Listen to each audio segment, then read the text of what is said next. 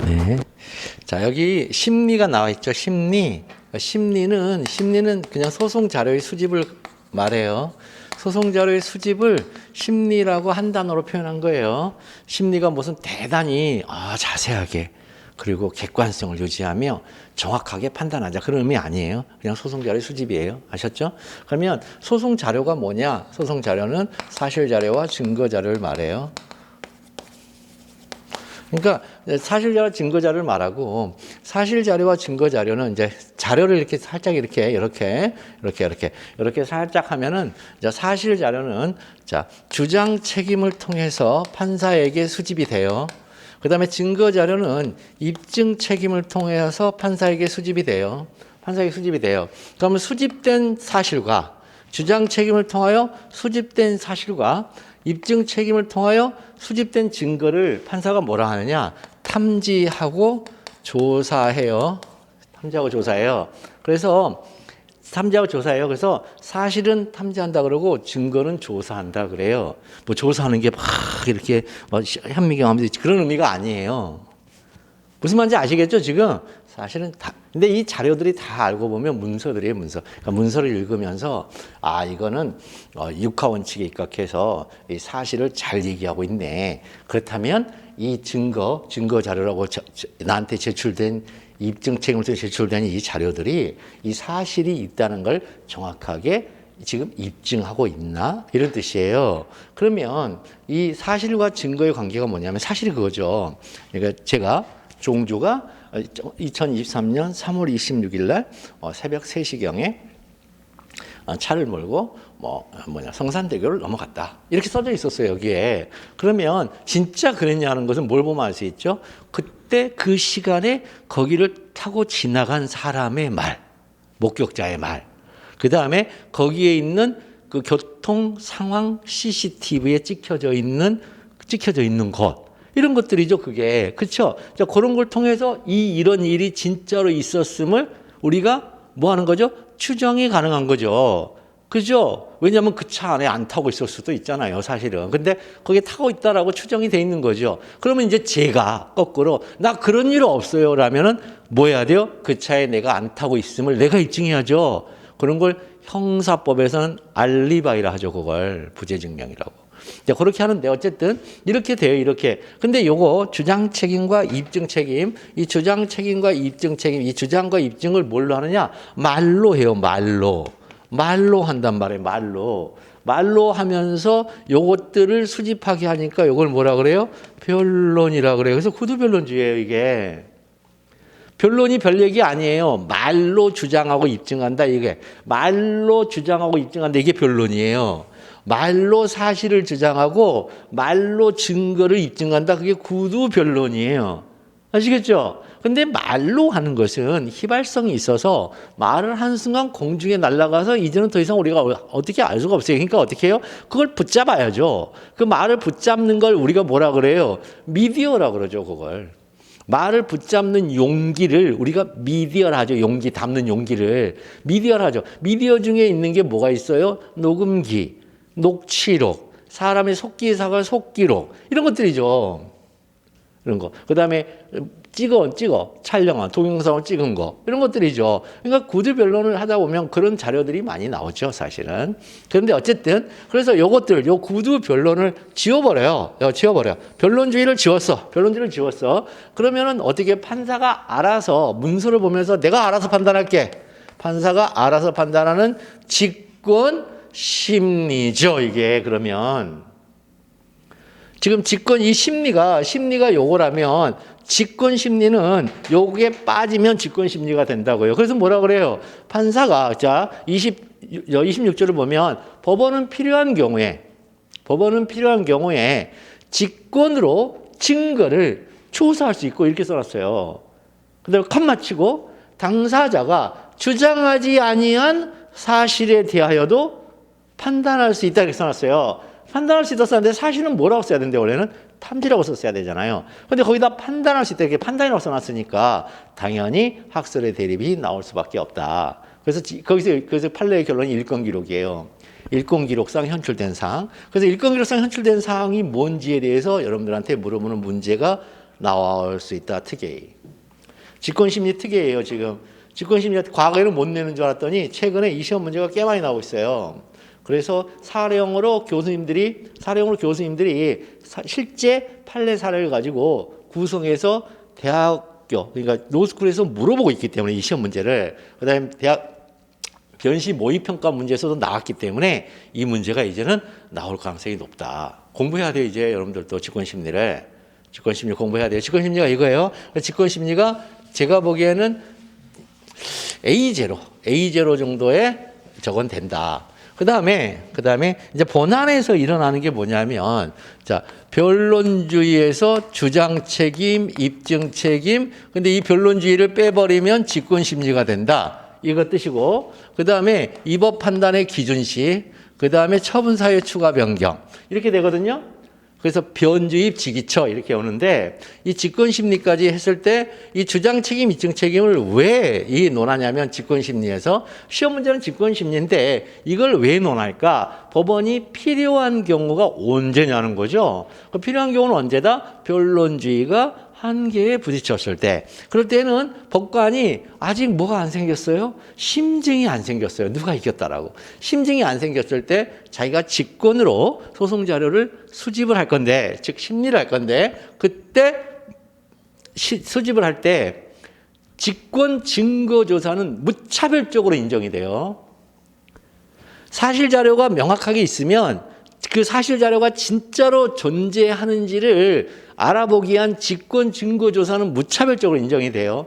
문제는 증거 조사하기 위하여 사실을 탐지해야 되는데 그 사실을 탐지하는 지점이 어느 지점까지 갈 수 있느냐에 대해서 판례가 일건 기록상 현출된 사항에 대해서만 직권 증거 조사가 가능하다라고 봐요. 그럼 일건 기록상 현출된 사항이 뭘까에 관해서 여러분들한테 물어볼 거란 말이에요. 시험 문제를. 그래서 여기서 그게 하나가 나올 것이고 일기현사. 일건 기록상 현출된 사항이라는 일기현사 판례 요게 시험 문제가 나올 것이고 그다음에 입법 판단의 기준시는 행정기본법 14조 1항 2항 3항을 반드시 여러분들이 공부를 해야 돼요. 여기는요. 행정기본법 14조 1항 2항 3항을 반드시 공부해야 돼요. 왜냐하면 입법 판단의 기준시는 처분시 법하고 판결시 법이 달라질 때만 문제가 돼요. 아시겠죠? 그러니까 판결할 때 법을 봤더니 처분시법이나 판결시법이나 동일해. 법이 바뀐 적이 없어. 그러면 이 문제 못 내요. 그런데 판결시에 딱 봤더니 어라? 법이 바뀌었네. 처분시 이후에 법이 바뀌어버렸네. 그럼 이거 어떻게 해야 되지? 원칙상 처분시법주의예요. 아시겠죠? 그래서 진정소구입법, 부진정소구입법 요거 14조 1항의 얘기예요. 14조 1항. 14조 2항은 거부 처분일 때는 어느 때 법을 기준으로 판단해야 되지? 14조 3항은 제재 처분. 침익적인 제재 처분일 때는 어떤 법을 가지고 판단해야 되지? 그거 가지고 이거 시험 문제 나와요. 요거요. 옛날에는 학설 판례로 했는데 지금은 행정기법 14조가 명시적으로 법률이 제정됐기 때문에 시험 문제 나오면 요걸로 풀라는 거예요. 학설 판례로 풀라는 게 아니라. 요거. 그래서 요 시험 문제 반드시 낼 거란 말입니다. 요거. 그다음에 처분사유 추가 변경은 특이해 주게 특이해줘 이거. 처분사유 추가 변경은 특이해 주게 특이해. 그다음에 자, 피고 경정이 있죠. 그다음에 관련 청구 소송에 이송 병합이 있어요. 그 다음에 소송의 병합이 있고, 그 다음에 소송 참가가 있죠. 그 다음에 소변경이 있죠. 그 다음에 소병합이 있죠. 자, 이렇게. 그래서 변주입, 지기처, 경관, 참변, 병난다. 이렇게 보면 돼요. 변주입, 지기처, 경관, 참변, 병난다. 요것만 시험 문제다. 이 밖에서 시험 문제 못 낸다니까요. 행정법은 명확하게 출제 범위가 너무나 완벽하게 정해져 있어요. 밖에서 못 내 시험을. 그러니까 시험 문제 여기서밖에 안 낸다니까요. 그러면 여기 직권심리가 앞으로 시험 문제 낼 거라고 예상이 돼요. 입법 판단의 기준시도 시험 문제 낼 거라고 예상이 돼요. 여러분들한테는 아까 소장 쓰는 거하고 소장을 잘 쓰면 이제 들어가서 이 본안에서 심리 판단이죠. 심판인데 판단은 시험 문제 못 내요. 판단은 행정법 영역이에요. 행정쟁송법이 아니고 행정법 영역이라 판단은 시험 문제를 못 내요. 심리만 시험 문제 내요. 그럼 심리에서 다 내요, 시험 문제를 여기서 빠지는 주제가 하나도 다 낸다고, 시험 문제. 그 다음에 피고 경정, 이건 시험 문제 낼 수가 없죠, 피고 경정은. 주제가 낼 굉장히 중요한 주제이긴 하나, 내봐야 5점짜리밖에 안 되니까 못 내요. 관련 청구성 이송병합 시험 문제 냈죠. 이 병합의 시험 문제 냈죠, 병합. 이 병합으로 시험 문제 냈죠, 이거. 병합 시험 문제 냈죠. 병합을 민사소송법으로 푸는데 민사소송법으로 풀 수가 없어요, 병합을. 우리 병합은 뭐예요? 관련 청구 소송의 병합밖에 없어요. 행정소송법에는 10조 2항 병합이. 그러면 무효 확인 소송하고 취소 소송은 병합이 될까? 이런 얘기가 생기는 거예요. 자, 변경 있죠, 변경. 이 변경은 소장의 처리 방법이에요. 소변경할 때 이 변경은 소장의 처리 방법이고, 병합은 소송 기록의 처리 방법이에요. 물론 소장의 처리 방법과 같이 가죠. 동전의 앞뒷면으로. 그러나 사실은 소송 기록의 처리 방법이죠. 처리 방법이. 병합하고 변경은 다른 얘기예요. 변경은 뭐라고요? 변경은 소장이죠, 소장. 소장의 표현 바꾸기라고요. 변경은 요 소장의 표현 바꾸기를 변경이라고 그래요. 그러니까 여기가 변경이 돼. 22조의 소변경. 행정법 22조 처분 변경이란 소변경. 여기를 바꾸고 싶어. 그러면 4조 1호 소송에서 4조 2호 소송으로 바뀌니까 소송의 종류의 변경에 따른 소변경. 소종류에 따른 변경에 따른 소변경. 그래서 여기는 21조, 여기는 22조. 그런데 무효확인 소송과 취소 소송은 어떻게 변경이 되지? 그랬더니 서로 변경을 못해요. 그거는 변경을 못하기 때문에 병합에 문제가 생긴다고. 병합에. 그럼 병합에서는 너무너무 쉬워요. 병합 문제 시험 나오면 여러분들 그거 어떻게 했어 하면서 막 너무 어려워. 어렵게 뭐가 어려워요? 병합이 어디서 일어나고 있어요, 지금? 병합이 일어나고 있는 지금 스테이지가 어디예요? 본안에서 일어나고 있잖아요. 병합은 이 소송하고 변경은 소장의 표현을 바꾸는 것이고, 요 소송과 요 소송 간의 관계를 가지고서 병합을 시키는 건데, 소장의 표현을 바꾸는 게 아니라고요, 병합은. 병합은 소송과 소송 간의 관계성을 가지고 있는 건데, 요 소송과 소송 간의 관계성을 검토할 때 어디서 일어나고 있다고요? 본안에서 일어나고 있다는 얘기는 결국 뭐예요? 너무 쉽잖아요. 이 소송도 적법한 소고 이 소송도 적법한 소여야 되잖아요. 아니, 둘 다 본안으로 넘어가야 병합이 일어나죠. 근데 한 놈이 얘가 부적법해. 얘만 적법해. 병합 안 일어난다니까요. 작년 시험 문제인가가 재작년 시험 문제였나, 병합이? 이 시험 문제 나올 때 너무 당황해요, 학생들이. 당황할 이유가 어딨어. 두 소송이 전부 다 적법한 소재기냐. 먼저 그것부터 평가를 하고, 적법한 소재기로 둘 다 본안으로 갔네. 그러면 이제 병합이 일어나. 그럼 병합이 일어날 때는 첫 번째, 양립 가능하냐, 양립 불가능하냐. 양립 가능하면 선택적 병합. 양립 불가능하면 선택적 병합이 불가능하죠. 교환적 병합이죠. 그 다음에 또 하나는 양립 불가능할 때 관계를 따져요. 그러니까 포함 관계냐, 포함되지 않는 관계. 했더니 취소 소송이 무효 확인 소송을 포함하는 관계래요. 이법성의 정도가 더 넓어서. 그러면 어떻게 돼요? 들어가는 소송을 주의적, 밖에 감싸고 있는 소송이 예비적, 주의적, 예비적 병합이다. 그게 시험 문제였어요, 그게. 그렇게 쓰면 돼요. 딱 그걸 그 세 개의 아이디어를 가지고 쓰면 되는 거였어요. 분량이 어떤 정도 아무 상관없어요. 그 세 개의 아이디어만 나오게끔 썼으면 됐어요. 그러면 기본 점수 이상을 당연히 맞는 거예요. 법학에선. 분량을 막 채우는 게 중요한 게 아니라 정말로 필요한 아이디어들이 그대로 법률과 판례의 문구 그대로 튀어나오느냐가 더 중요하단 말이에요. 문구 그대로. 그러면 무효확인 소송과 취소 소송을 병합할 때 그 병합에 대한 근거 규정이 있냐는 거예요. 소송법은 절차법이라 법정주의가 지배하기 때문에 반드시 법률 규정이 필요해요. 그러면 무효확인 소송과 취소송이 병합이 일어날 때 이 병합에 대한 규정이 있냐? 행정소송법 아무리 찾아봐도 없네. 행정소송법에 있는 건 관련 청구 소송의 병합밖에 없어요. 그러면 행정소송법에 없으니까 이 병합이 불가능하다. 이런 견해도 있을 수 있겠네. 있어요, 학자들 중에. 그런데 뭐 때문에 된다? 행정소송법 8조 2항이 준용되는 민사소송법의 병합이 가능하다는 거, 이게. 민사소송법의 병합은 언제 일어난다? 동일한 소송 기초가 동일하고, 소송 기초가 동일하고, 동일한 소송 절차에서 이루어지는 소송들 사이에서는 병합이 일어난다 그래요. 그러면 무효확인 소송과 취소송은 소송의 기초가 동일해요. 이법성의 정도 차이만 있을 뿐이지. 여기 소송의 기초가 동일하다는 말은 처분이 동일한 처분이라는 뜻이에요. A처분 취소송을 제기하고 A처분 무효확인 소송을 제기했다는 거예요. 그 소송의 기초가 동일해요. 두 번째는 동일한 소송 절차에서 되느냐? 당연히 되죠. 어떻게 돼요? 행정소송법상의 항고소송 절차에 의해서 이루어지잖아요. 지금 동일한 항고소송자 뭐냐면 행정소송법 19조부터 34조까지의 규정을 행정소법 38조 1항에서 준용하고 있잖아요. 지금 무효확인 소송에서.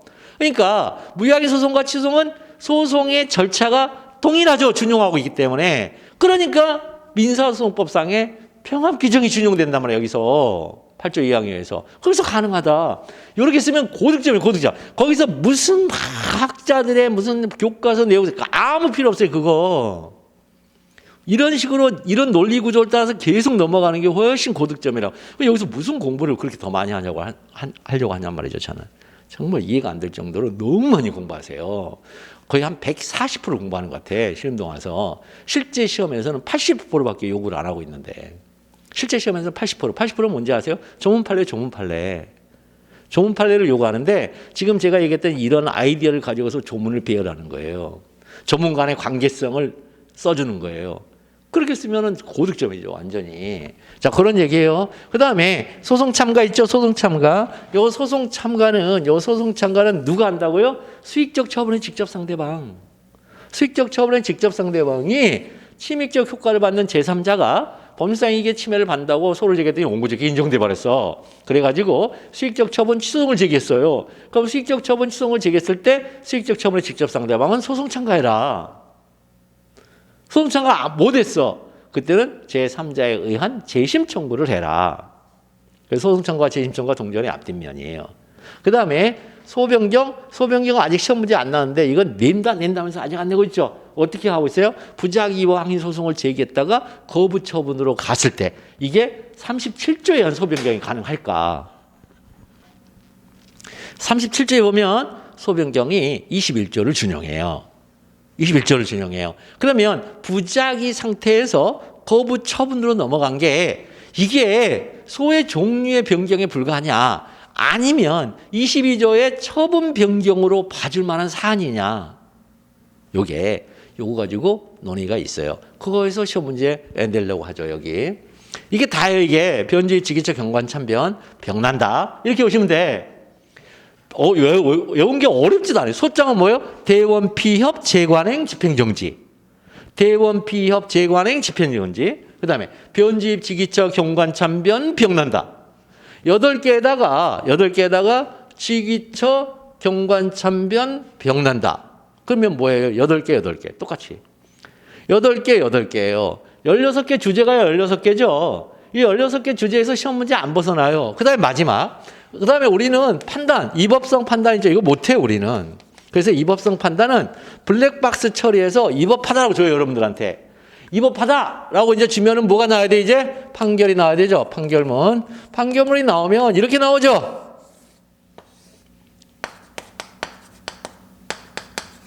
이렇게 나오죠. 주문 이유. 그러면 판결문에 여러분 청구 인용 판결, 청구 기각 판결 이렇게 나온다고 그랬죠. 그죠? 자, 여기 보면은 뭐뭐라는 판결을 구합니다 이렇게 썼어요. 그랬더니 뭐뭐라는 판결을 구합니다. 이 말은 네가 구하는 이 판결 줄게. 그럼 주문은 어떻게 쓴다는 거예요? 1하고 2번을 컨트롤 C에서 컨트롤 V로 여기다 붙이는 거예요. 여기다가 주문에다가 여기다 그냥 붙이는 거예요. 1. 뭐뭐를 취소한다. 이 소송 비용은 피고에 부담을 한다. 이렇게 그냥 컨트롤 C에서 컨트롤 B로 붙이면 아까 했던 라는 판결을 구합니다에 해당하는 거예요. 라는 판결이 되는 거예요. 이걸 청구 인용 판결이라고 그래요. 아시겠죠? 그럼 청구 기각은 원고 청구를 기각한다 이렇게 써요. 주문에다가 그냥. 인용 판결은 원고 청구를 인용한다 이렇게 쓰는 게 아니고 1번, 2번 이걸 그대로 써요. 그냥. 컨트롤 C에서 컨트롤 B로 붙인다고. 네가 구하는 판결 줄게. 네가 구하는 판결을 줄게. 이렇게. 그 다음에 뭐뭐라는 판결을 구합니다라는 표현이 없어.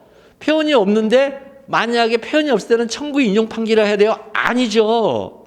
뭐뭐라는 이 판결을 구합니다. 이렇게 할 때는 청구 인용 판결이에요. 그런데 뭐뭐라는 판결을 구합니다. 이 표현이 없어. 민사 소송에선, 당사자 소송에선. 그때는 얘를 원고를 이기게 해주고 싶어요. 그럼 청구 인용 판결을 안 하죠. 이때는 승소 판결. 이때는 그냥 승소 판결. 패소 판결 이렇게 쓴단 말이에요. 아셨죠? 뭐뭐라는 판결을 구합니다라는 표현이 있으면 있냐에 따라서 있으면 청구 인용 청구 기각. 저 표현이 없으면 승소 패소 이렇게 쓰는 거예요. 아셨죠? 자, 그다음에 그래서 주문과 이유예요. 여기서는 판결 단계에서는 6개가 시험 문제 나와요.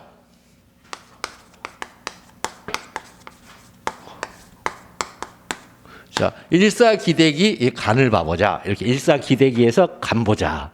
일사기대기에서 간 보자. 그래서 아까 8개, 그 다음에 6개. 총 22개의 주제밖에 없어요. 추정해서 시험 문제 여러분들한테 낼게.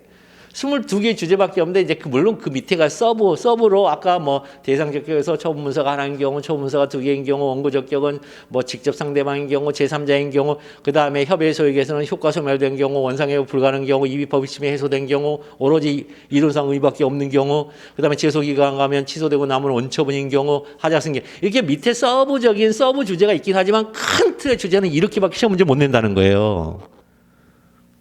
아시겠죠? 무슨 말인지? 큰 틀에서 이렇게밖에 못 내. 일사기대기가 뭐냐? 자, 일부 취소 인용 판결이 가능하냐는 거예요. 일부 취소. 판결로 일부 취소가 가능하냐는 거예요. 판결로 일부 취소가 가능하냐? 일부 취소는 누구만 할 수 있다고요? 취소는 누구만 할 수 있다? 취소는 원래 처분청만 할 수 있는데 행정소송법 27조에 하면 행정청의 재량에 속하는 처분이라도 그 한계를 넘거나 근함이 있는 경우에는 법원은 그 취소할 수 있다. 그 처분을 취소할 때 일을 취소할 때 이렇게 해놨어요. 그러니까 거기 취소할 수 있는 규정을 이미 만들어놨어요. 그러면 행정청의 재량에 속하는 처분은 규정이 있어요. 그러면 행정청의 기속에 속하는 처분은 없잖아요. 규정이. 재량 처분은 27조에서 처분 권한을 만들어줬는데 기속 처분에 대해서는 규정이 없어요. 기속 처분에 왜 규정이 없을까요? 자연법 영역이라. 이건 당연한 거라. 자, 그래서 일부 취소가 그러면 가능하냐가 문제가 돼요. 그럼 일부 취소가 가능할 일부 취소는 뭐 형성권이잖아요. 일부 취소도 형성이잖아요. 형성이잖아요. 형성은요 법률 개념상으로 무조건 필히 법률 규정이 있어야 돼요. 그러면 일부 취소라는 법률 규정을 찾아볼 수 있냐는 거예요. 우리 행정소송법에서. 우리 행정소송법에 조문을 봤더니 일부 취소라는 규정을 찾아볼 수 있느냐 했더니 일부 취소라고 써있는 데가 한 군데도 없어요. 그래서 없다고 하는 견해가 있어요. 그게 4조 1호의 변경이란 표현이에요. 4조 1호를 보면 취소 소송은 행정청에 위법한 처분 등을 취소 또는 변경하는 소송이다 이렇게 해놨어요. 그러면 일군의 학자들은 자, 이 변경을 일부 취소로 봐줄 수 있느냐 볼 수 없느냐의 문제가 생겨요. 그래서 앞에 있는 취소 또는 변경할 때 앞에 있는 취소는 전부 취소라는 데 대해서 견해 대립이 없어요. 이견 자체가 없어요. 그건 전부 취소를 가리킨다는 것에 대해서. 그럼 뒤에 변경이 일부 취소일 수 있느냐 그랬더니 변경은 전부 취소, 앞에 있는 취소가 전부 취소니까 전부 취소 후 새로운 처분을 말하는 거다. 판결로 하는. 요거를 변경이라고 보는 견해가 있는가 하면 아니야, 이건 일부 취소를 가리키는 거다. 이런 견해가 있어요. 그랬더니 판례가 일부 취소를 가리킨다고 봐요. 왜? 전부 취소 후 새로운 처분의 발령은 판사, 즉 법원의 권한이 아니라는 거예요. 일부 취소는 할 수 있을지 몰라도. 그래서 판례가 일부 취소로 가요. 그럼 일부 취소로 갔을 때 일부 취소할 수 있는 상황이 언제냐? 여러분 배우셨어요? 외형상 하나의 처분일지라도 가분성이 있거나 가분성이 없다. 가분성이 있거나 그 일부가 특정될 수 있다면 그 일부만의 위법성이 있는 경우 일부만의 취소 가능하다. 이 판례를 외우셔야 돼. 그 판례 가지고 처리를 해요. 그 다음에 요거는 사정 판결. 시험 엄청 많이 나오죠. 사정 판결. 그 다음에 여기는 기판력. 여기 기판력. 그 다음에 요건 대세효. 요건 기속력. 그런데 이 대세효 있죠. 대세효. 대세효는 시험 문제 못 내요. 이 대세효 있죠. 이 대세효 확정 판결이 대세효를 발생시켜요. 이 대세효가 뭐냐 하면 판결로 취소를 해버리면 판결로 처분을 취소해버리면 그 누구도 그 처분이 유효함을 주장할 수 없다. 이게 대세효예요.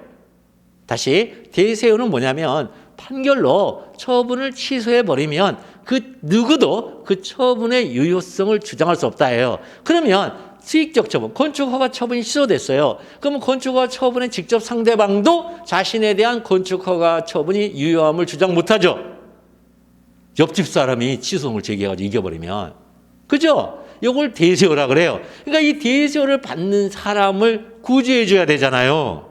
그래서 나온 제도가 소송 참가와 재심 청구예요. 그래서 이 대세효를 못 물어보고 이걸 노골적으로 못 물어보고 이 대세효 규정을 가지고서 나오게 된 소송법상의 제도가 뭐냐? 소송 참가와 제3자에 의한 재심 청구다. 그게 시험 문제에 나오는 거예요. 그래서 재심 청구와 제3자에 대한 소송 참가를 제3자의 소송 참가를 쓰려 할 때 저 29조 행정법 29조의 대세효 규정에 언급이 없으면 얘는 모르고 암기해서 썼구나라고 채점자가 이렇게 오해를 하게 돼 있어요. 그래서 반드시 제3자의 소송 참가하고 제3자에 의한 재심 청구가 시험 문제 날 때는 29조로부터 출발을 해야 되는 거예요. 행정소송법. 이것도 이제 가르쳐 드리죠. 글 쓰는 방법을. 자, 이게 다예요. 그러면 우리 이제 여기 한번 봐보면 2페이지 봐보면 어디서 시험 문제가 나왔냐면 직권심리에서는 시험 문제가 안 났는데 위법성 판단의 기준시에서 작년에 행정기본법 14조 제2항이 바로 시험에 튀어나왔죠. 행정기본법이 효력 발생한 게 재작년에 효력을 발생했어요. 후반기에. 그러니까 10월 달에 효력 발생하니까 작년에 바로 내버렸어요. 시험 문제를. 이제 올해는 14조 3항이 찍히죠. 그러면 나온 데서 안 나온다? 천만의 말씀이죠.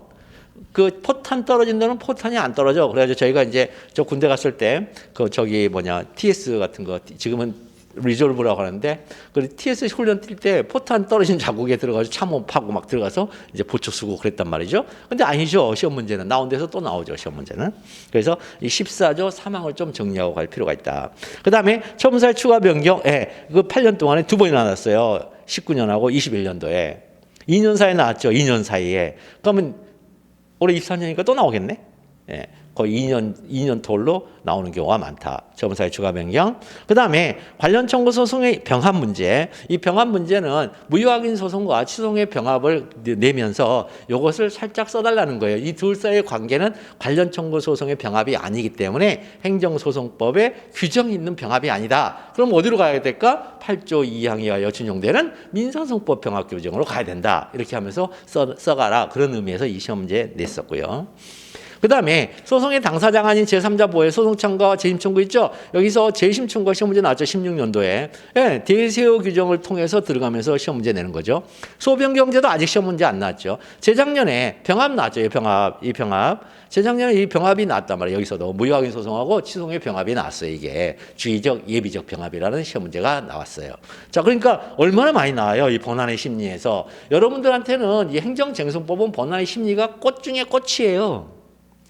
여기도 꽃이고 본안의 심리도 꽃이었고 여기 완전히 그 다음에 또 판결 있죠. 판결 일사기대기 꽃 중에 꽃이에요. 일사기대기 시험 문제 제일 많이 보여요.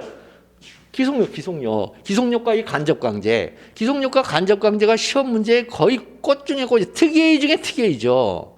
그 다음에 이제 조금 어려운 게 사정판결이고 시험 문제 다 나오는 거죠.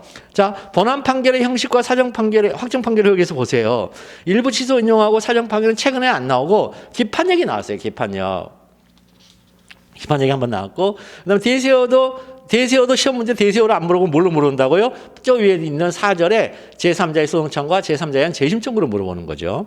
그다음에 기속력과 간접강제 보세요. 많이 나오죠. 지금 여기도 2번이나 나왔죠. 18년, 19년 연달아 나왔죠. 재차 거부 처분 반복의 경우 기속력과 간접강제의 관계성을 2년에 걸쳐 연속으로 물어봤죠.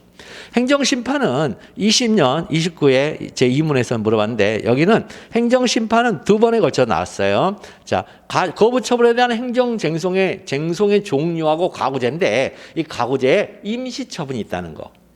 가구제에 임시처분이 있다는 거. 그 다음에 거부처분에 대한 재결의 실효성 확보도 이제 여기는 재결의 실효성 확보가 2개의 경로를 타고 넘어가죠. 자, 거부처분은 취소 심판을 제기할 수도 있고 의무이행 심판을 제기할 수도 있어요. 그죠? 그러면 취소 심판을 제기했을 때에는 뭐가 나와요? 취소 심판, 재결의 기속력 규정을 적용받죠. 재결의 기속력, 재결의 취지에 따른 재처분을 해야 되는데 재결의 취지에 따른 재처분을 하지 아니하면 어디로 넘어가요? 간접강제로 넘어가죠.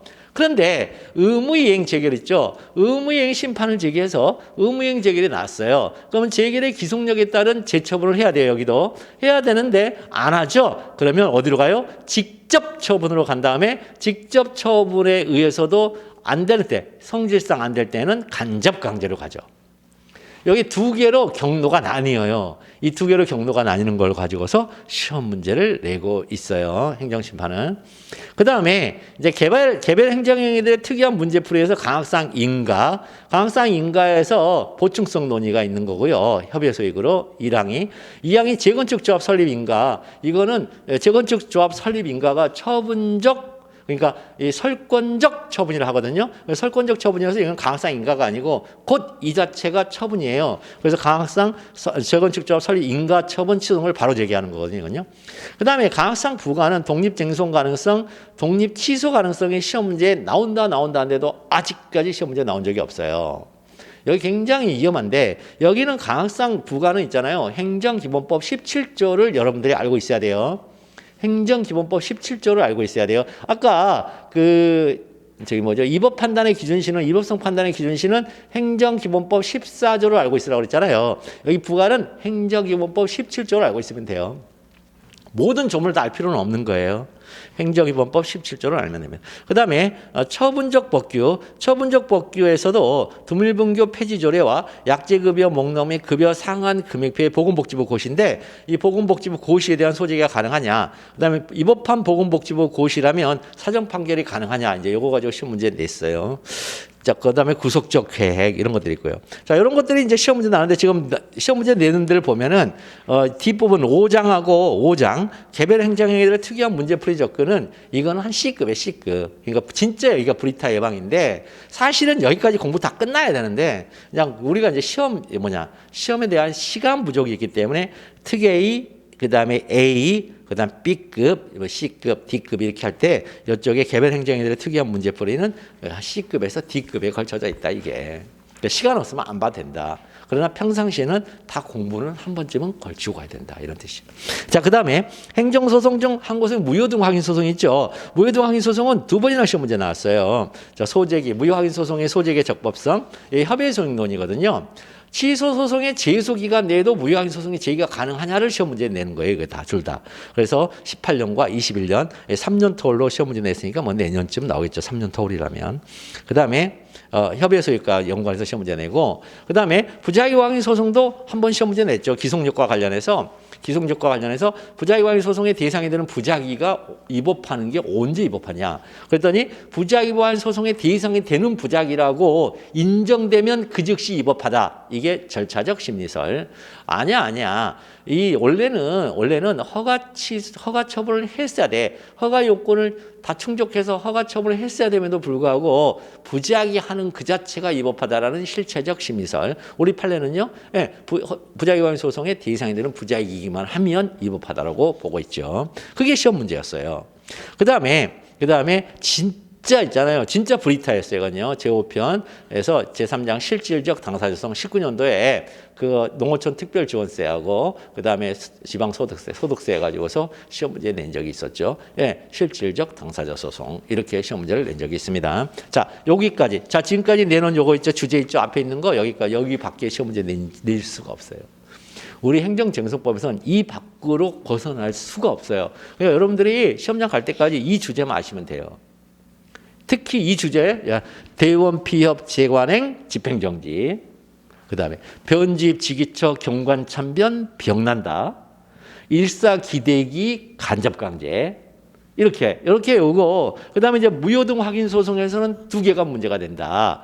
협의 소위, 그 다음에 이법성의 정도의 입증 책임의 문제.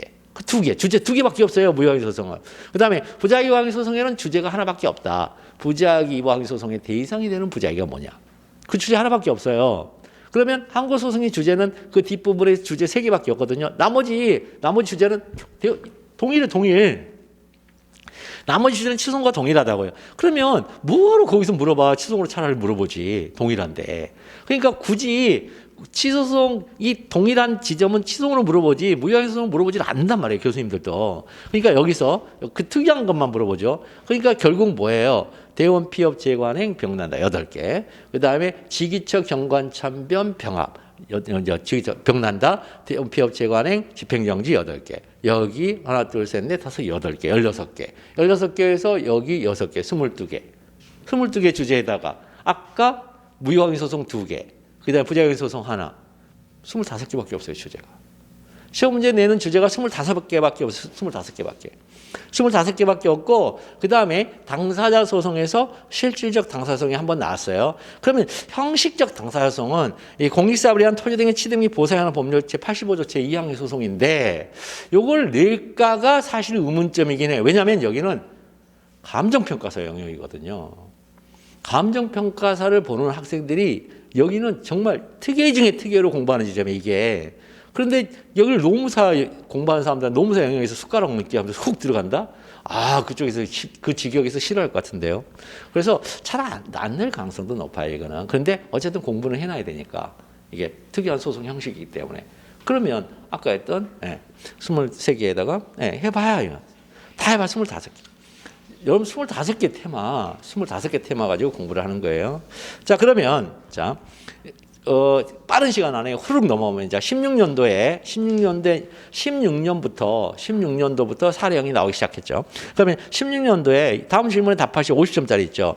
그러면 양가로 1번 있잖아요. A사에 근무한 근로자 가본 이렇게 쭉 하죠. 요거 처음부터 첫 번째 사례형을 풀 때는 위에서 밑으로 읽는 거 아니에요. 맨 밑에 있는 것만 읽는 거예요. 맨 밑에가 뭐예요? 관할시장 의뢰 설립신고서 반려 행위에 대하여 시송을 통한 권리구제 방안을 논하시오 그랬어요.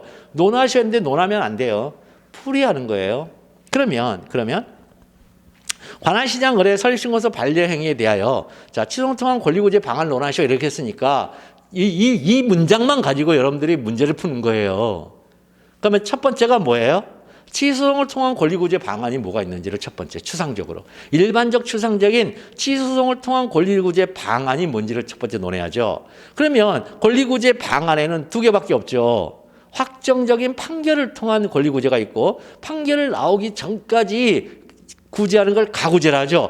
가구제 방안과 판결을 통한 권리구제 두 개 있는 거죠. 그러면 서울신고서 반려 행위에 대한 취소를 통한 권리구제 방안을 논하려면 첫 번째는 뭐가 있어요? 첫 번째는 권리구제 방안에서 이걸 가려면 가구제를 가려면 뭐 해야 된다고요? 적법한 소재기가 되잖아요. 그래서 처음이 뭐냐? 관할시장 의뢰 설립신고서 반려 행위가 취소의 대상이 되는 거부처분인지가 문제가 되죠. 거부처분인지가 문제가 되죠. 여기다 쓸 수 있냐는 거죠. 그 제목을. 그럼 거부처분인지가 문제가 되니까 거부처분이라고 만약에 인정이 된다면 설립신고서 반려행위의 직접 상대방인 근로자갑은 당연히 원고가 되죠. 직접 상대방이니까 수범자 이론에서. 그 다음에 저기서 보면은 관할시장의 의리. 관할시장은 100% 피고예요. 그냥 관할이란 표현 때문에. 그러면 대상 적격도 만약에 설립신고서 반려행위가 취소의 대상이 되는 거부처분이 된다면 원고 적격 충족, 피고 적격 충족. 그다음에 여기에 협의의 소익은 뭐라고요? 협의의 소익은 처분청이 본안전 항변으로 얘기해야 되니까 반드시 설문의 표현이 나와야 돼요. 근데 설문의 표현이 없잖아요, 지금. 효과가 소멸됐다. 원상회부 불가능하다. 이미 법치면 해소됐다니 말 한마디도 없잖아요. 그 안에. 그러니까 그 안에 한마디 없으니까 협의 소액도 통과. 제소기간 날짜가 나와야 우리가 판단할 수 있죠. 근데 날짜 얘기가 없어. 통과. 날짜 얘기가 없으면 통과해요. 그러니까 별다른 말이 없으면 다 인정이 된다는 걸 전제로 우리가 문제를 푸는 거예요. 그 다음에 이거는요. 행정심판 전체의 대상도 아니죠. 그러니까 통과.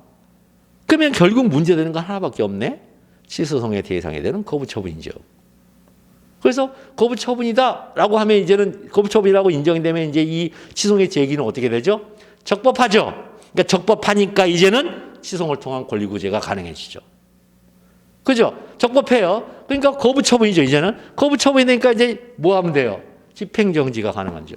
가구제가 가능한지를 써줘야죠. 가구제가 가능한지를 써줘야죠. 이제. 그랬더니 집행정지 불가능하다. 거부처분은. 집행정지 불가능? 그렇다면 민사집행법상의 임시의 지위를 정하는 처분. 나 노조 설립된 것으로 일단 처리하고 가보자고요. 가능하냐는 거죠.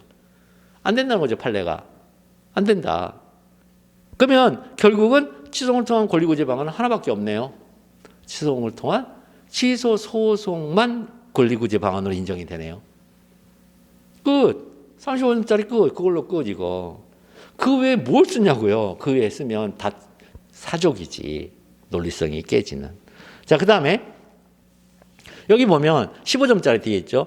마지막 A 회사가 취소 소송을 제기하는 경우 취소의 대상은 그랬더니 이거 뭔 말이지? 그럴 때는 어디를 봐요? 바로 앞문장.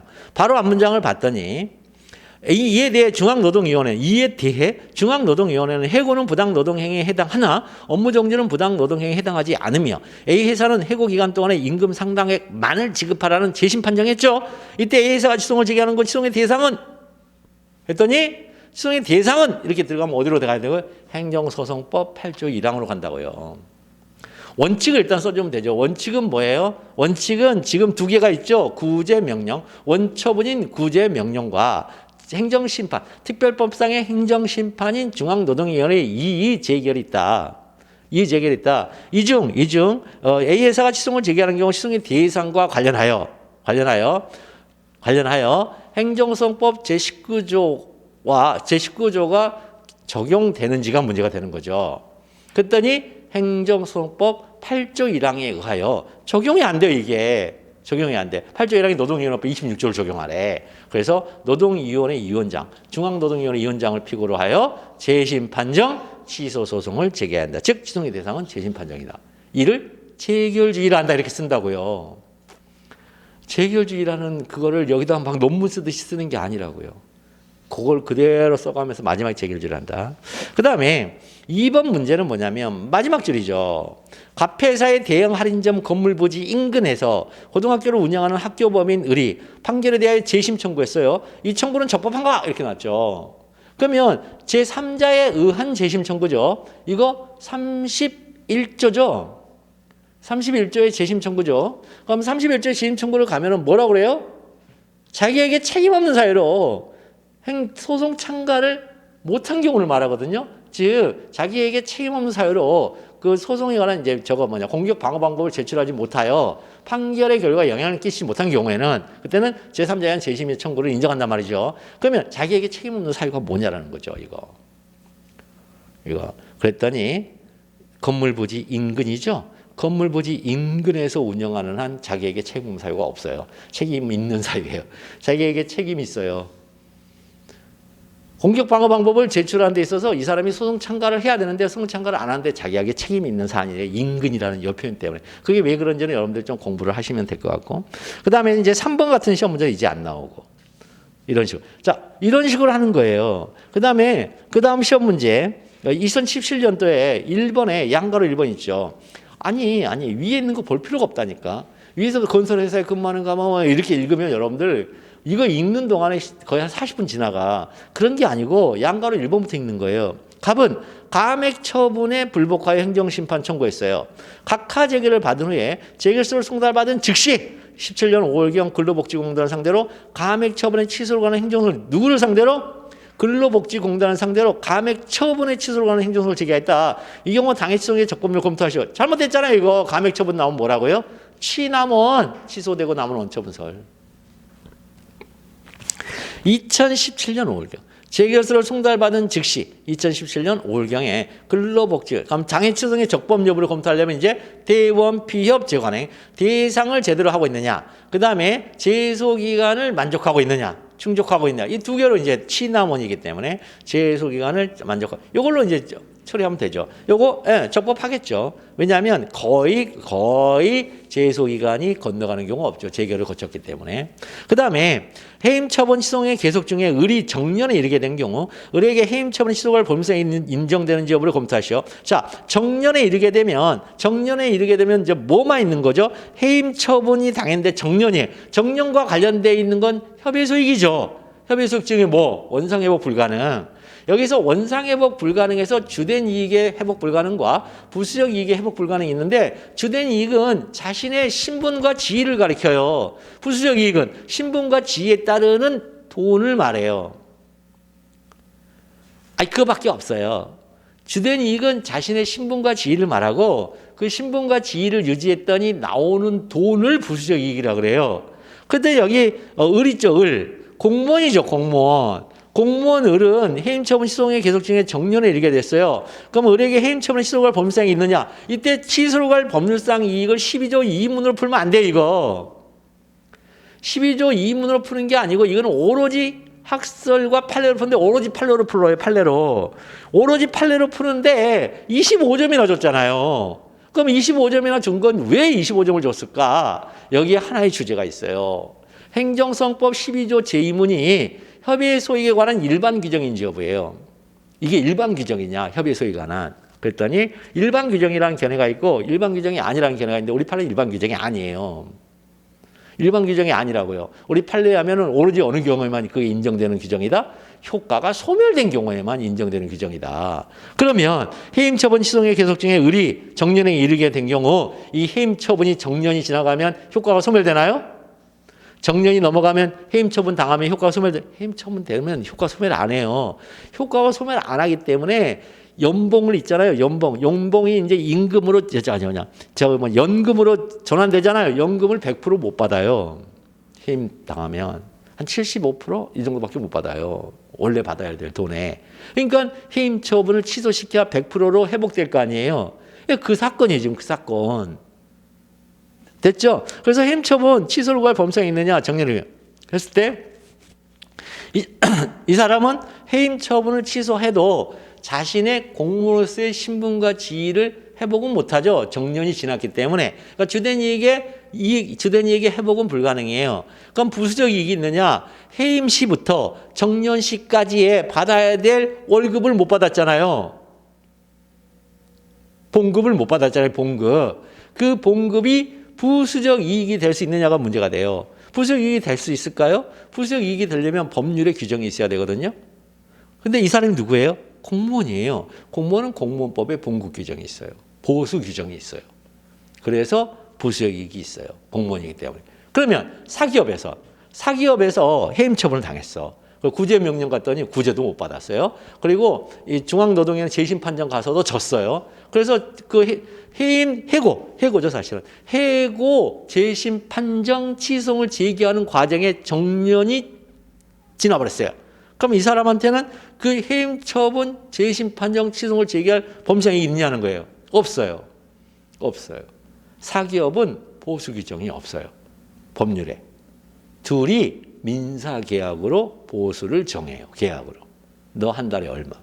그런데 공무원은 한 달에 얼마 받는 게 보수 규정으로 정해져 있어요. 그래서 그건 법률상이에요. 됐나요? 자, 이런 식으로 이제 문제를 푸는 거예요. 그 다음에 국민건강보험공단은 갑에게. 근데 여기서도 마찬가지야. 마지막 줄보세요. 마지막 줄은 갑이 이미 납부한 보험료를 돌려받기 위해 제기할 수 있는 소송 종류. 바로 앞에 봤더니 무효야. 처분이 무효. 부가 처분이 무효이면 이거는 법률상 원인 없이 납부한 돈이에요. 그래서 소송의 종류가 3개. 이 시험 문제 25점이나 준 이유가 3개. 첫 번째, 행정소송법 제11조의 소송 형식.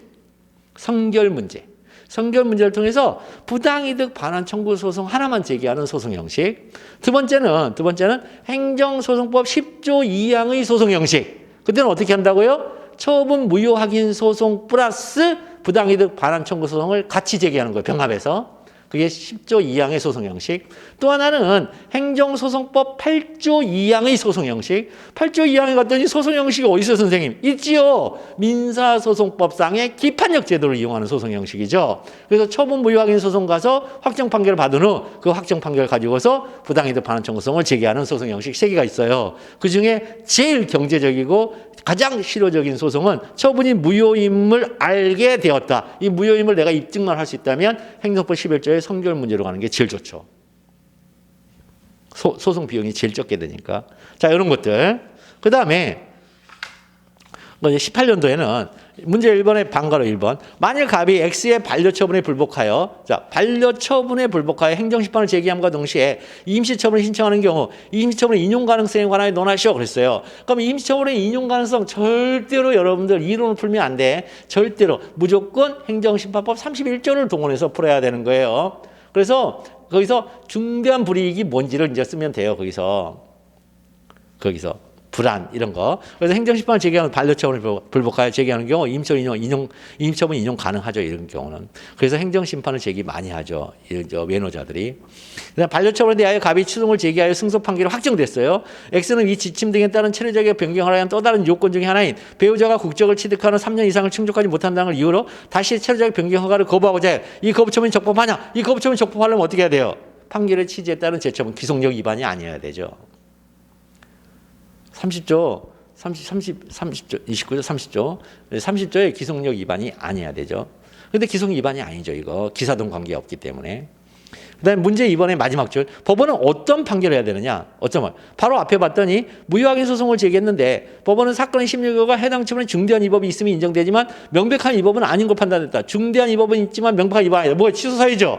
근데 무효확인 소송을 제기했죠. 무효확인 소송을 제기했는데 취소 사유야. 그러면 대부분의 학생들이 기각 판결이에요. 아니 무슨 소리예요. 무효확인 소송에는 뭐가 없어요? 보충성이 없어요. 무효확인 소송은 협의 소익에서 보충성이 없기 때문에 취소 소송의 제소 기간 내에도 무효확인 소송을 제기할 수가 있어요. 그래서 취소의 제소 기간 내에 무효확인 소송을 제기했더니 취소 사유네? 그럼 판결이 취소 인용 판결해줘요. 여기에 어떠한 판결을 내냐? 법원이 취소 인용 판결해줘요. 그런데 취소소송의 제소기간이 지난 다음에 무효확인 소송을 제기할 때는 기각 판결이에요. 이런 경우. 그 두 개를 써달라는 거죠. 그러니까 무효확인 소송을 제기는 했는데 취소송의 제소기간 내에 제기한 무효확인 판결이냐 취소송의 제소기간이 지난 다음에 제기한 무효확인 소송이냐 무효확인 소송이냐 그 무효확인 소송의 종류 두 개로 나누어서 법원의 판결을 설명해라. 법원의 판결을 설명해라. 이렇게 쓰고 있어요. 뭐 어려워요. 이렇게 쓰는 거. 하나도 어렵지 않죠. 그 다음에 사업자가 본 이 법을 이유로 행정처분을 2개월 영업정지 처분 받았어요. 2개월 영업정지 처분. 그럼 2개월 영업정지 처분은 취소송을 제기하죠. 그 다음에 그 처분에 한 영업손해에 대한 국가배상 청구성이 병합될 수 있느냐. 이거 뭘로 하라는 거예요? 요거를 뭐하러 고민해. 행정법 10조 2항 쓰면 되잖아요. 그냥 관련 청구 소송이다 이건. 아니 25점이나 준 이유는 뭐예요? 법조문만 쓰면 너 20점 줄게. 너 행정법 10조 2항만 쓰면 내가 20점 줄게. 지금 그거잖아요. 지금 노골적으로. 행정쟁송법에서는 여러분 절대로 분량에 대해서 고민하지 마세요. 내가 법조문을 썼냐 못 썼느냐가 훨씬 중요해. 행정소송법을 내가 썼냐 못 썼냐가 훨씬 중요해요. 행정심판 문제가 나오면 내가 행정심판법 규정을 썼냐 못 썼냐가 훨씬 중요하다고. 그러니까 법률 규정, 여러분 비치법전을 왜 줘? 보고 베끼라고 주는데 왜 안 보고 베끼냐고요. 보고 베껴. 딱 그 문제에 대한 정확한 법조문을. 그러면 70%가 나와요. 점수예요. 무조건 70%가 나와요. 그 법조문 쓰는 것만으로. 그 다음에 거기서 점수를 이제 더 많이 맞으려면 혹시 그걸로만 해결 안 된다고 하면 판례. 그 법조문에 관련된 판례. 그 다음에 사안 포섭 잘하기. 이렇게 가는 거예요. 하나도 어렵지 않죠. 자, 이게 이제 19년도에는 문제 1번에 물음 1번이 설왕설래 했죠. 중앙노동위원회 재심 판정에 절차상 하자가 있음을 이유로 이를 취소하는 판결이 확정되었어요. 중앙노동위원회가 이런 확정 판결이 기속되는 경우 어떤 의무를 부담하느냐? 자, 기속력에 의하여 발생하는 의무가 3개가 있어요. 기속력에 의하여 발생하는 의무가 3개가 있어요. 첫 번째, 반복 금지효에 의한 반복 금지 의무. 두 번째, 판결의 취지에 따른 재처분 의무. 세 번째, 결과 제거 의무. 이렇게 3개의 의무가 발생해요. 세 개의 의무가 발생해요. 이 세 개의 의무가 발생하는데 중앙노동위원회 재심 판정에 절차상 하자가 있어요. 내용상 하자가 있는 게 아니라 재심 판정에 절차상 하자가 있다고요. 그럼 절차상 하자는 내용에 영향을 주지 못해요. 그렇죠? 거의 영향을 주지 못해요. 일반적으로 영향을 준다는 가능성은 살아있는데 영향을 주지 못합니다. 그러면 취소했어요. 그러면 어떻게 하면 되죠?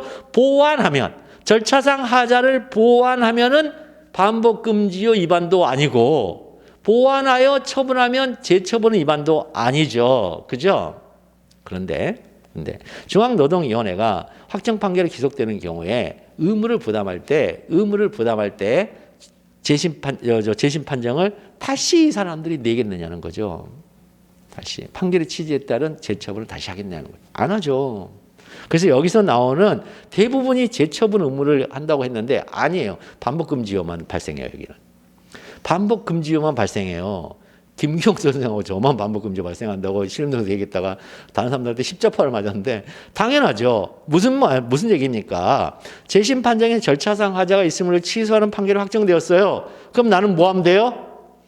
회사 가가지고 야 재심 판정이 취소됐다. 그러니 내 자리 다시 내놔. 원대 복귀시켜주고 그동안 나한테 지급하지 않은 봉급 내놔. 그랬더니 회사가 뭐라 그래요? 딱 보더니 뭐야 재심 판정의 내용에 대해서는 우리가 잘했다는 거고 절차만 했네. 무슨 소리야 인마. 너한테 내가 왜 줘. 그럼 다시 또 구제 명령 또 가겠죠. 또 거치겠죠.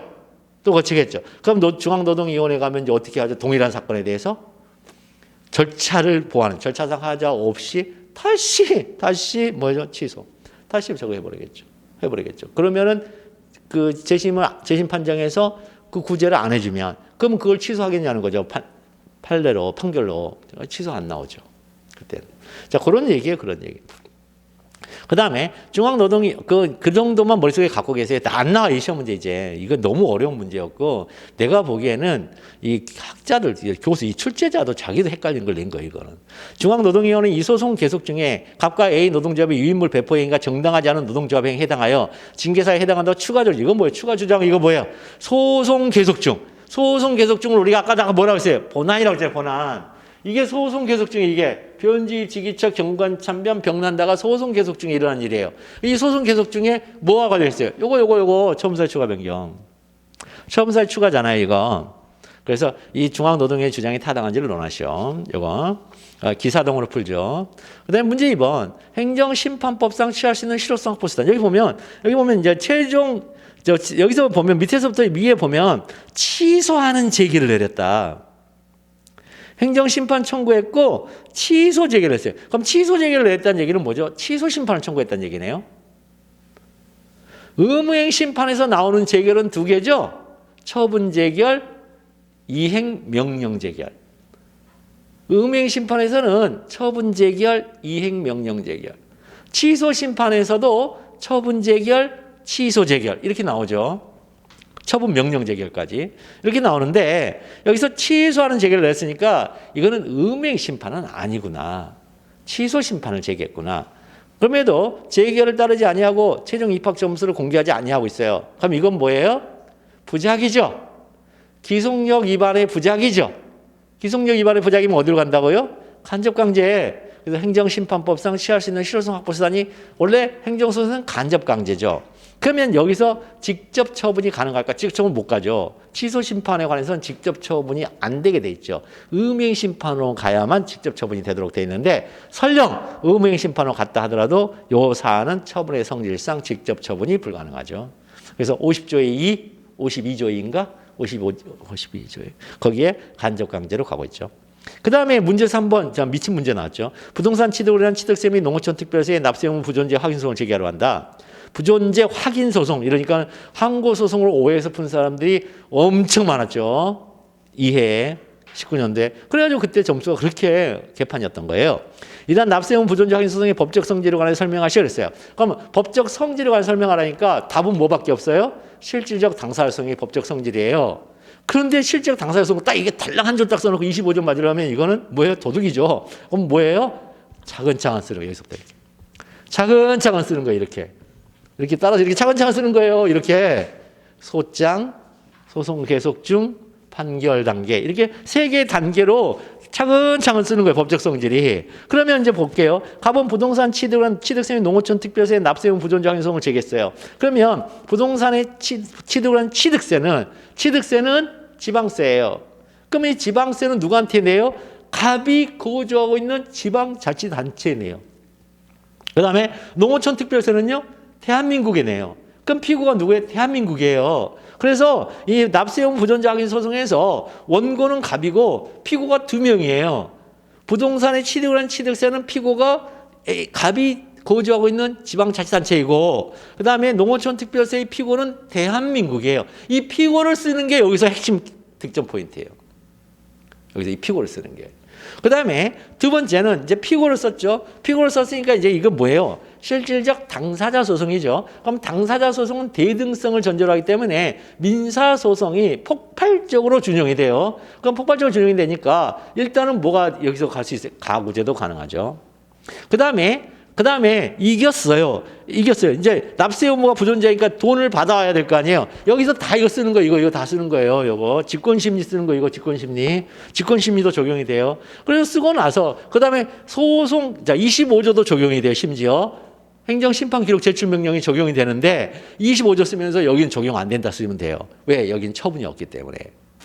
처분이 없기 때문에 행정심판을 거칠 이유가 없잖아요. 그러니까 그건 적용이 안 돼. 준용하라고 하는데 이 사안에서는 준용이 되지 않는다. 이 사안은 뭐만 준용된다? 직권심리만 준용이 된다. 그래서 판결로 가서 이제 부존재 확인 소송에서 승소 판결이 나왔어요. 그럼 승소 판결과 이제 패소 판결이 있을 건데 만약 승소 판결을 받았어요. 그럼 승소 판결을 받으면 이제 어떻게 해야 돼요? 돈을 받아야 될 거 아니에요. 그러니까 뭐부터 시작해요? 가집행 선고. 가집행 선고도 가능하냐? 그래서 가집행 선고에 대하여 옛날 소촉법, 소송 촉진에 관한 특례법에서는 가집행 선고에 대하여 위헌 결정을 한 바 있으나 지금 우리나라 행정소법에는 가집행 선고 규정이 아직 삭제가 안 됐단 말이죠. 그러니까 뭐예요? 그 가집행 선고의 제한은 있으나 그 규정은 사문화되어 있다는 거죠. 그래서 가집행 선고가 가능하다. 이거 써주시면 되는 거예요. 그러니까 몇 군데의 득점 포인트가 있는데 그걸 써달라는 거죠. 이거예요. 그러니까 쉬워요. 다 읽는 거 아니에요. 위에부터 밑으로. 밑에 있는 것만 보면 돼요. 그 다음에 2020년도 보면은 갑이 제기하는 시소송의 대상 적격, 그 다음에 피고 적격, 제소기간 이렇게 나왔죠. 그럼 갑이 제기하는 시소송의 대상이 뭐야 이거? 문서 2개네. 문서 3개죠. 첫 번째, 3월에 영업정지 처분에 취소를 구하는 행정심판 청구했고, 그러니까 3월에 영업정지를 처분을 받았어요. 그때 행정심판 청구했더니 1월로 바꿔주네. 1월에 영업정지 처분을 변경하는 일부 인용 제기를 했고 거기에 따라서 1월에 영업정지 처분을 때렸네. 문서 3개잖아요. 이 문서 3개 중에 어떤 문서가 있더니 취소되고 남은 원처문서.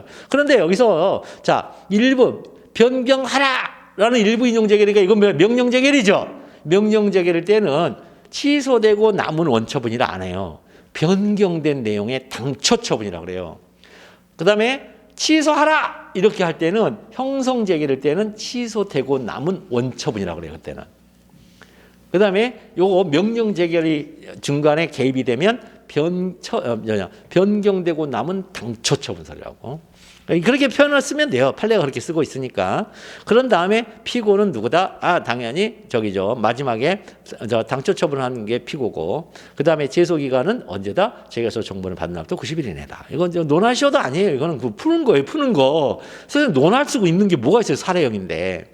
그 다음에 영업정지 처분 1월이 경과했어요. 처분 1월 경과. 기간 경과하면 뭐가 있어요? 처분의 효과 소멸. 처분의 효과 소멸된 후에도 처분의 취소를 갈 소액이 있느냐? 예, 소액이 있느냐 했더니 이거 뭐예요? 가중처분. 이런 얘기고. 그 다음에 태양광 발전소를 건립하기 했다. 민원 처리에 관한 법률이 있었다. 자, 이의 신청 여부와 관계없이 행정심판법에 따라 행정심판, 행정소송법에 따라 행정소송 제기하시다. 이런 분이 무슨 얘기예요? 이의 신청은 말 그대로 뭐예요? 이의 제기에 불과하다는 거, 법적 성질이. 이거는 특별행정법상의 특별행정심판법상의 특별행정심판이 아니다. 그거 답이 그게 다 25점. 우리 이걸 25점짜리씩이나 주는지 모르겠어요. 그러니까 그런 포인트만 나오면 설령 분량이 부족하더라도 아무 상관없다고요. 그 다음에 여기 보면은 공사중지 명령을 했는데 원인사유가 소멸하심을 들어 공사중지 명령 철회를 신청했죠. 이제 원인사유가 소멸되지 않았다 판단해 신청인데 아무런 응답을 하지 않고 있어요. 자, 위법한 부작위가 해당하느냐? 자, 의뢰행위가 위법한 부작위가 해당하려면 첫 번째 뭐부터 해야 돼요? 부작위의 위법성이 뭔지 아까 얘기했었죠. 실체적 심리설, 절차적 심리설 먼저 얘기를 해주고, 그래서 절차적 심리설에 따라 부작위 입법 확인 소송의 대상이 되는 부작위이기만 하면 입법하다. 그러면 이 공사중지명령의 철회 신청에 대한 부작위가 부작위와 확인 소송의 대상이 되는 부작위인지 여부죠. 그래서 법률 규정 들어가고 판례 신청권 얘기하면서 하는데 여기에 대하여 신청권이 있다고 해줍니다. 판례가 이 사안에서. 원래 철회는 신청권이 없어요. 원래는 원칙적으로 없는데 예외적으로 이 공사 중지 명령의 원인 사유가 소멸되어서 철회를 신청하는 이 특수한 경우에는 신청권을 인정해줘요. 그래서 이 판례를 낼 줄은 꿈에도 몰랐어요. 저도. 너무 어려운 판례였는데 이 판례를 내더라고요. 그 다음에 21년도 이 판례는 무효확인 소송에서 급여지급 결정 취소 처분이 무효라는 점에 입증 책임 원고 책임설이죠. 이거 원고 책임설 잘 쓰시면 돼요. 판례가 원고 책임설이죠. 그 다음에 소송 계속 중에 추가적으로 취소 처분의 취소로 관소를 병합하여 제기할 수 있는가? 누누이 말씀드렸죠. 병합하려면 어떻게 해야 된다고요? 취소 처분 취소로 관소가 적법한소해야 된다고요. 첫 번째. 병합이 어디서 일어나니까? 여기서 일어나니까. 소송 계속 중 본안이 일어나니까 여기를 통과하고 넘어가야 된다고. 여기를. 여기 적법한 소재기라는 이 언덕을 통과해서 넘어와야 돼요. 취소이. 병합하여 제기할 수 있는 언덕이 넘어야 되고 두 번째는 그래서 언덕 넘어왔어. 그러면 병합의 형식을 얘기해 줘야 돼요. 그래서 주의적 예비적 병합이다. 이 형식을 얘기해 줘야죠. 그게 답이에요. 20점짜리. 뭐가 어려워요. 그 다음에 기각 판결이 확정된 후에 급여지급 결정 취소op션의 법령 위반을 이유로 고가배상 청구성을 제기한 경우 무효확인 소송의 기각 판결의 효력과 관련하여 고가배상 청구성의 수법원은 급여지급 결정 취소의 법령 위반을 인정할 수 있는가? 여기는 문제 무슨 얘기냐면 이 처분이 이제 기각이 됐잖아요. 그러면 처분이 적법성이 확정이 돼요. 그럼 처분의 적법성이 확정되면 직무집행의 법령 위반이 없을까? 이런 뜻이에요. 그래서 이게 기판력인데 이 기판력 문제예요. 기판력 문제. 기각 판결 효력에 기판력 전부 긍정설, 기판력 전부 부정설, 제한적 기판력 긍정설. 그래도 어느 판례로 가든 상관없어요. 기판력 전부 긍정설로 가도 되고 제한적 기판력 긍정설로 가도 돼요. 다만 기판력 전부 부정설로만 안 가면 돼요. 기판력 전부 부정설로 가면 큰일 나요. 그 다음에 환지 예정지 지정 처분이죠. 이거. 공공복리 크게 위배된다 심판 청구 기각했어요. 이거. 그래서 갑이 이에 불법과 취소를 제기할 경우 그 대상 이게 나왔잖아요. 그러니까 처분은 위법한데 그 공공복리에 크게 위배된다고 인정하여 심판적 기각 이걸 사정 제기를 하죠. 사정 제기를 내렸어요. 사정 제결은 재결의 형식이 뭐라고요? 기각 제결이라고요. 기각 제결.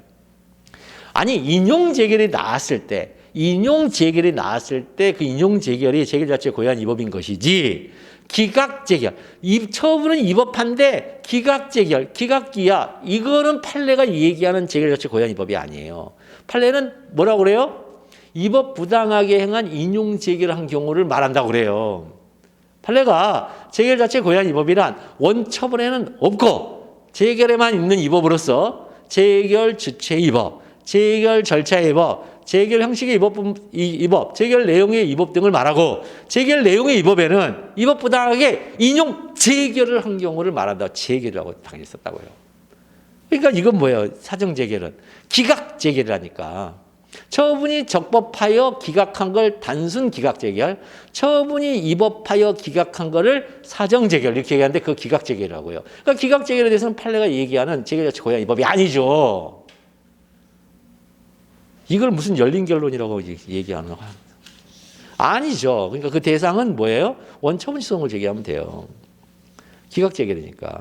그 다음에 민원인으로부터 골프 접대 뇌물수수 했죠. 그 다음에 징계사유, 피고 주장. 이건 뭐예요? 이거 처분사유 추가 변경이죠. 처분사유 추가 변경이잖아. 다시 또. 처분사유 추가 변경 이렇게 시험 문제 나온다니까요. 많이 나온다니까요. 그 다음에 마지막 이제 작년에 나왔던 문제 중에 갑의 원고 적격은 인정될 수 있는가? 이거는 인근주민. 그 다음에 이 사건 처분하여서는 아니 된다. 예방적 부작위 소송. 그 다음에 중앙노동위원회는 중앙노동위원회의 재심 판정을 다투는 협의회 소액이 인정되는 거. 이게 뭐야? 아까 얘기했었죠. 이거. 정년 정하고 있으며 만 60세에 도달을 해버렸다. 교육사업을 영위하는 회사 을과했는데 취업규칙 개정했고 이렇게 했다. 그러면 이거 없죠. 협의회 소액 인정 안 되죠. 그 다음에 오른쪽 25점은 거부 처분 이후에 폐기물 처리 시설 용지의 변경이 가능하도록 법령 개정이 있었다. 법원이 어느 시점을 기준으로 위법성을 판단하느냐. 그래서 이건 행정기본법 14조 2항으로 푸는 문제라고요. 아예. 그러니까 지금 여러분 이 시험 문제를 보셨지만 여기서 벗어난 게 없잖아요. 지금 벗어난 게 없잖아요. 벗어나서 낼 수가 없다니까. 아예. 심지어 여기는 더 많아요. 개별행정행위 때문에. 개별행정행위에 뭐 수기형 문제풀이 조건 3페이지 이런 거 시험 문제 안 나올 것 같은데 무서워서 가르치는 거예요. 제가 무서워서 혹시라도 나올까 봐. 만약 나와버리면 못 쓰니까. 그러니까 이런 걸 이제 무서워서 하는 거고 나머지는 다 이렇게 쓰는 거예요. 그러니까 딱히 불이탈하는 게 없다. 사실은 불이탈하는 게 없다. 우리 시험 문제 불이탈하는 게. 그럼 결국은 뭐 하면 되겠어요? 법학은 누가 법학을 쓰든지 간에 누가 그 사례를 접하든지 간에 동일한 논리 구조로 동일한 결론에 도달해야 돼요. 왜요? 법학은 말로 하는 수학이기 때문에. 열린 결론이 없어요. 이렇게 보면 이렇게 나오고 이렇게 보면 이렇게 나와요. 없어요. 법학은 똑같은 논리 구조에서 똑같은 결론에 도달해야 돼요. 그래야 좋은 점수가 나오는데 우리가 수험생이다 보니까 중간에 사고가 살짝 틀어질 때가 있어서 다른 방향으로 갈 때가 있어요. 그때도 너무 불안해하지 말라는 거예요. 거기서도 점수 다 나와요. 다만 70% 정도밖에 못 받는 거죠. 다른 친구들의. 그래도 꽈락은 면한단 말이에요. 그러니까 끝까지 최선을 다해서 정신성법에서 큰 점수를 받든 꽈락을 면하든 어쨌든 본인이 생각하는 수험 전략을 잘 짜시고 나는 경영학 두 과목에서 승부를 볼 거야. 그러면 여기서는 꽈락을 면하는 작전으로 갈 것이고 나는 경영학 두 과목은 너무 범위가 많아서 노동법하고 쟁성법에서 승부를 볼 거야. 그럼 여기서 승부를 보시고 그쪽은 명가락을 하는 작전으로 가고 모든 과목을 다 골고루 잘할 수가 없어요. 여러분들이 총점으로 내가 몇 점을 맞으면은 최근에 4년 동안에 총점으로 몇 점을 맞으면은 합격선에 있더라. 그러면 그 합격선의 점수를 패키지로 만들어야 돼요. 각 과목별로. 요거는 몇 점만 맞으면 될 것 같고, 요건 몇 점, 요건 몇 점, 몇 점. 지금 현재 내 상태가. 그랬더니 이 길을 열심히 진짜 이 길은 여기다가 이제 내가 암기를 넣는 거니까 열심히 터널 증후군이 나올 정도로 열심히 글을 쓰다 보니까 이 길을 출발할 때보다 과목 간의 조합이 내 머릿속에 살짝 바뀌는 걸 그럼 그걸 바꾼 다음에 시험장 갈 때까지 3회독을 하면 시험 붙는 거예요. 이건 꼭 그렇게 하셔서 올해 반드시 이 신림동을 탈출하기를 기원합니다. 수고하셨습니다.